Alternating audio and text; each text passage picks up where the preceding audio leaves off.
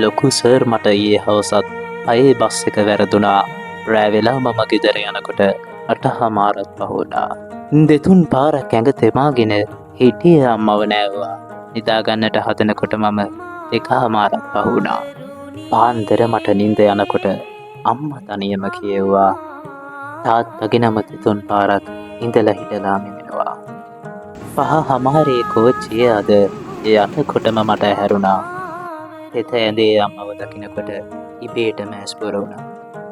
පරිප්පුවකට බතක් තියලා දරලිපත් ඔහේ වෙලුණා. සති ගණන් පරමල්ම දැකලා උදුනෙතත් අඩවන් වෙලා. තෙල් සාත්තුව කරනකොට මම 7:00මාරත් පහුවුණා. 8යි කාලට ගෙයින් බැස්සත් වැස්සකට මම කොට වුණා. බෙටි කළුත් දැන් අරන් ඉවරයි.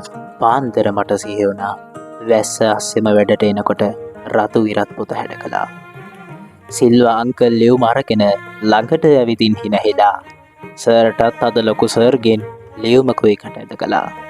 වහ වහ කිරියා කරන්නයි අපේ සීසී අමතලා. තිබුණ ලියුමේ උඩම තුටුවෙමි මගේ නම හැඩගැන්විලා. මැද වච්චි ප්‍රාදේශීය ලේකම් වෙතට පිටපත පවරලා දකුණ ඉඳලා රජරටට මගේ ගමන උපතවදිකු කළා.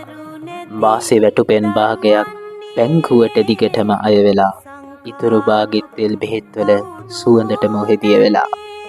ලෙඩ ඇඳේ උඩු පැලිවනිදනා මගේ අම්මගේ ඇස් බලා ලොකු සර් මම හිට පාන්දර මැද වච්චි බස් නගිනවා.